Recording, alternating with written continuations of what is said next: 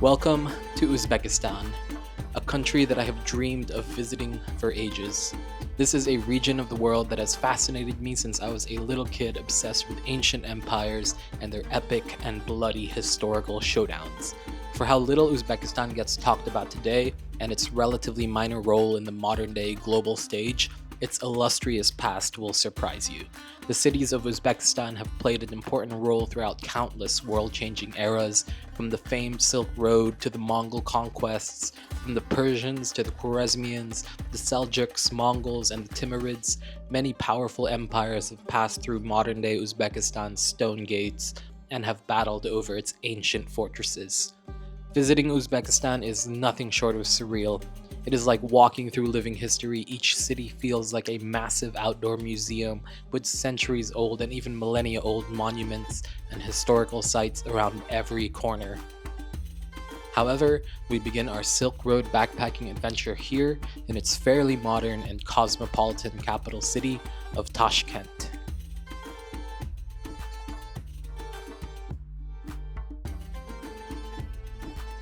Here in Uzbekistan now, got my backpacks and walking to my hostel. Spent a couple of nights in a hotel just to get some rest, get settled in, and feel refreshed for my first time here in Central Asia. Don't really have much planned, but we'll see what we get up to. Here's my hostel now, the art hostel. Very stoked to begin this new adventure. Let's get it. Big fan of this backpacker hostel, only about $7 or $8 a night. It's got a pool, nice common area, a good social atmosphere, and a spectacular breakfast. One of the best value places you'll find here in Tashkent as a backpacker. I ended up staying at quite a few places in Tashkent, but this one takes the cake for my favorite hostel. After getting settled in, it was time to explore Tashkent. Despite not being a highly rated stop for most travelers, I was determined to give the city a chance and make the most of my first few days here in Uzbekistan. We're here in Tashkent. First day exploring. This place is massive. Really cool.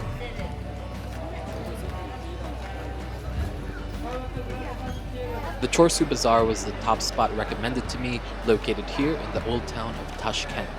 This bazaar is sprawling and spreads out into the neighboring streets and alleyways, but it is highlighted by its beautiful main building, a stunning dome structure filled with hundreds of vendors selling everything from horse meat to dried fruits and all sorts of traditional sweets.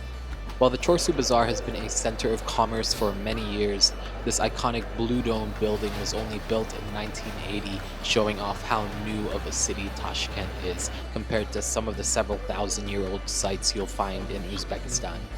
However, just a short walk from Chorsu Bazaar is the Kukuldash Madrasa, dating back to the 1500s and serving many purposes over the years, from an educational institution to a museum of atheism and even a caravanserai. It was one of the only historical buildings to survive the devastating Tashkent earthquake back in 1966, which is a big reason why most of Tashkent feels so newly built and modern. I decided to figure out the metro system and explore this other side of Tashkent.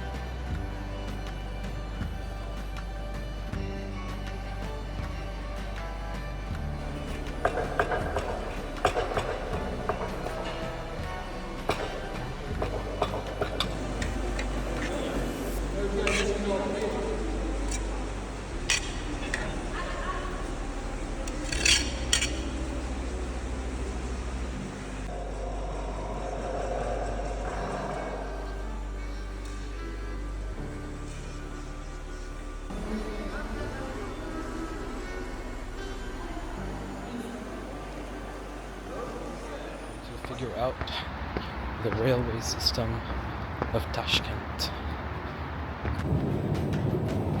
Here at the metro station now. Pretty extravagant. It's only 3,000 som for a ride on the metro, about 25 cents, and honestly, it's worth it just to enter and see the Soviet-style architecture and interiors of Tashkent's metro system. I hopped on the train to the Pakhtakor station, right in the heart of the high-tech international business district of Tashkent City.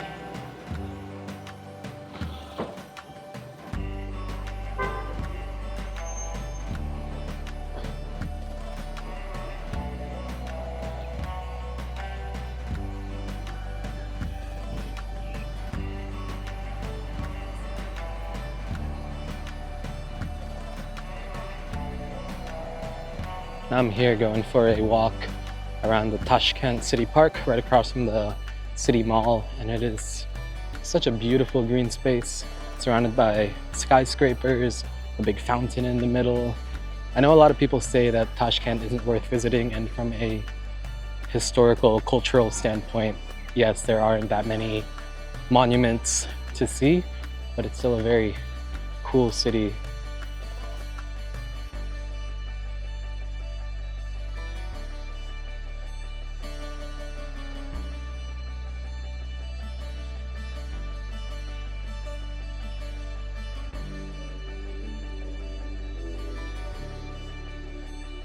A lot of this is so different and so new to me, like the architecture, the metro stations are massive, and it's just so unique. Like, it is a huge cultural mix of everything. I know that Uzbekistan was a major stop on the Silk Road, but even today it feels like it is also a mix of modern cultures. You have a lot of Soviet influence, a lot of Turkish influence, a lot of increasingly American influence over the last couple of years. Of course, their own, Uzbek influence, Persian, Tajik, Kyrgyz, everything. So it feels so, like, I've seen a lot of it before, but I've never seen all of it in the same place, if you know what I mean. And it just feels so different, but at the same time, like, very comfortable. Like, there's nothing particularly culture shocky so far, I'd say.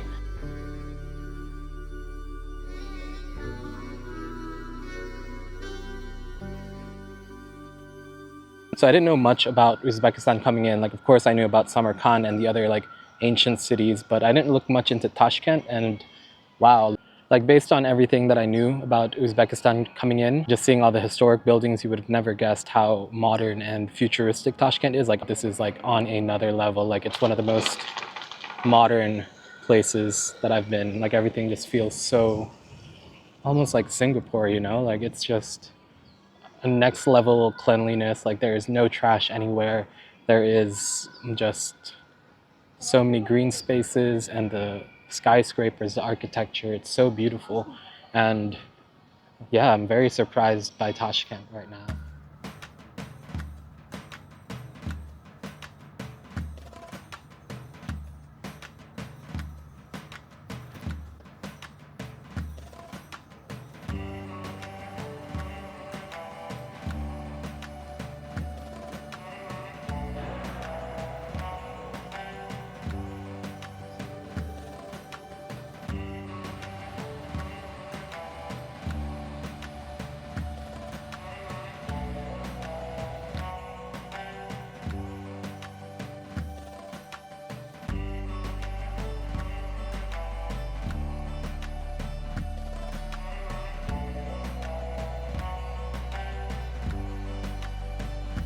Alright, so I paid 40,000 som, about $3 to go in here.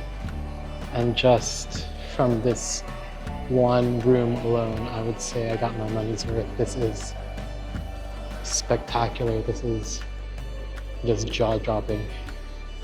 Oh my god. If that's what people mean when they say there's nothing to do in Tashkent, then I can imagine what the other places are going to be like, because that was pretty cool.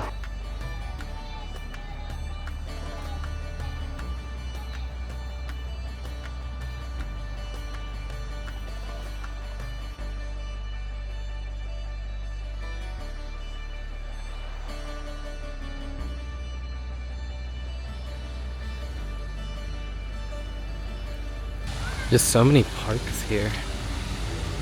And they're all so beautiful. Like I said earlier, Tashkent is a city with an abundance of massive green spaces, and one of the liveliest, most bustling parks to visit is Kashgar Park. It's pretty much a one-stop shop. Like, do you want to browse for Soviet antiques, practice your archery, purchase a Trump-Putin friendship matryoshka doll perhaps? Shall we waste money at a claw machine or eat a delicious Turkish fish kebab? Maybe buy some paintings or play some ping pong? Well, luckily for you, I know just the spot. Tashkent has its quirks, a lot of them actually, but I really enjoy it. This park in particular was very enjoyable because it was filled with long walking streets and it was just an excellent people watching location. It is very central and very convenient if you want some quick street food after exploring the nearby museums and galleries. It gets very lively in the evenings and is a popular hangout spot among the locals. It's one of the busier parks in Tashkent, which is nice because the city sometimes feels very empty for how grandiose everything feels. The buildings are massive, the parks are massive, the sidewalks and highways are so spacious, yet you can walk for a long time and hardly run into anyone else. Exploring a bit more of Tashkent, there are just so many incredible buildings here. The architecture is crazy. Everything feels so massive and gigantic. You see a lot of these electric scooters everywhere, and I think Tashkent might be one of the few cities I've been to where it actually makes sense. Like, the city is gigantic and everything is massive. We've got big sidewalks.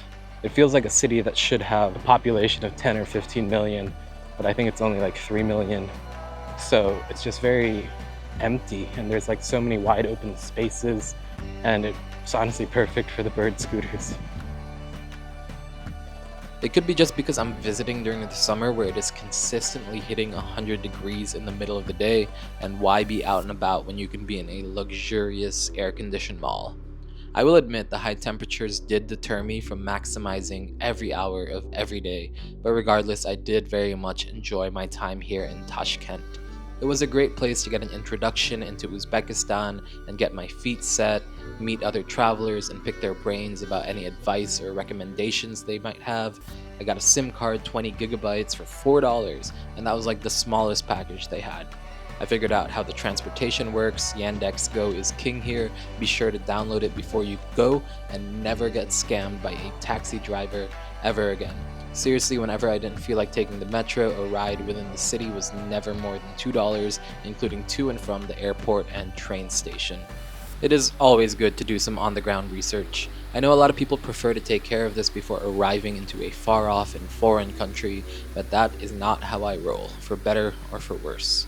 But anyway, I can see why some travelers, especially those who are more strapped on time, might recommend just glossing over Tashkent, but hey, I enjoyed it here, and it was a city that surprised me in many ways. It is truly such a melting pot of cultures. You could see influences coming from so many different places, and that was just fascinating to see and experience. It's also a budget-friendly city, and if you're planning on backpacking and roughing it through Central Asia for several weeks or months, Tashkent is not a bad place to relax, recover, and enjoy the comforts of a big cosmopolitan city for a while. So is Tashkent worth visiting? I'm not gonna lie, I really was not expecting all that much from the city. You know, not too many travelers talk about it, and if they do, they usually say that you should just skip it. But keep in mind, I literally have just been here for a day, so I'm still seeing everything through rose-colored glasses. But so far, Tashkent seems to be a pretty cool city. I expected it to be kind of boring, ugly, you know, typical of post-Soviet cities, but here it is extremely modern, extremely clean. There is a surprising amount to do, like a good mix of historical and cultural places, as well as fun, livelier areas, big, huge parks and gardens, and everything is just still so fascinating to me still. Even the metro stations, the blend of architecture, the people, like it's such a melting pot of people here. I was really surprised. So far everything is really just ramping up to be fantastic country. I'm really excited to be here in Uzbekistan. But there's so much more to explore in Uzbekistan, and my feet are itching to wander through some ancient monuments, and my jaw is ready to drop at the intricate tilework of the mosques and madrasas and whatever else Uzbekistan is going to throw my way. So off we go to Tashkent's railway station to catch the train to Samarkand. Here now at the Tashkent railway station to begin the Uzbekistan adventures in full force. Ooh, let's get it. Thank you guys so much for watching, and rahmat to any viewers from Uzbekistan who might be out there. Do not forget to toss over a like, drop a comment, and hit that subscribe button so you can stay tuned for the Central Asia backpacking adventures and all of the exciting things to come from Uzbekistan, the Silk Road, and my life in general as a full-time nomad. Coming up next, Samarkand. See you all on the next video.